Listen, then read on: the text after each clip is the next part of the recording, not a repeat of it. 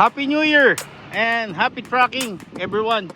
Welcome sa ating channel guys. Yan, may papakita nga pala ako sa inyo ngayon dito sa Subic. So, New Year naman, no? So, meron tayong Euro 5 dito guys. Yan, nakikita nyo. Ready to pull out. Wala na kayong ipapagawa dito guys, no? Alcoa. Tapos yung mga gulong niya guys, original yan, Japan Surplus. Noon kasi, may mga kalbo siyang gulong pero pinapalitan na namin. History na to guys, ayun nga, hindi na tinuloy ng kliyente. Sayang, ang ganda ng unit nya.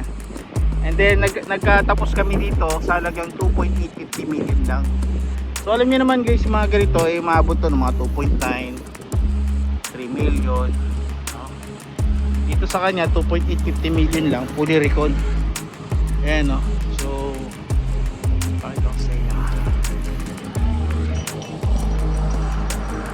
kanyang loob, upholstery na. So meron tayong kausap na subscribers. Ayan, boss, ito po yung loob niya. Kapaganda ng loob nito eh. 3 step. So ayan, no? Manual transmission. Napakaganda nito. Konting ilinis na lang to. Fully aircon na rin siya. Wala na kayo ibang papagawa dito guys. Then ganda. Hopefully sana isa sa mga subscribers natin na makakuha na ito. Laki na rin na down nila dito sa 300,000 na. Kaso yun nga, na-cancel. Ayan guys, walang tama yung mga chassis nito. Fully aircon. Nakikita nyo naman kung talagang retokado ang kanyang chassis eh. Kulay pa lang, no?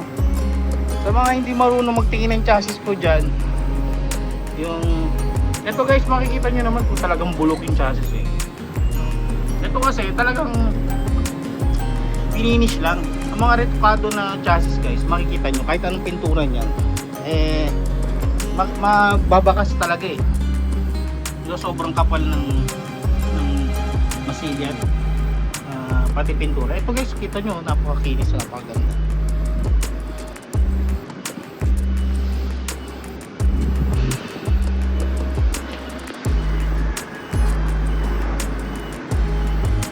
So Euro 5 guys, sana makuha nyo agad guys dahil nga ayan, maganda to, no? Sa Euro 5 kasi wala kayong masyadong pinapagawa dahil nga halos bago pa lahat ang parts nya. Ayan, wala kayong magiging problema kahit 30 tons pa yung karga nyo.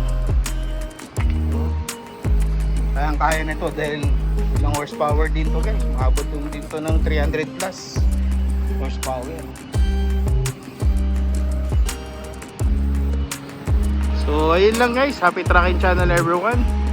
Thank you, bye bye and God bless.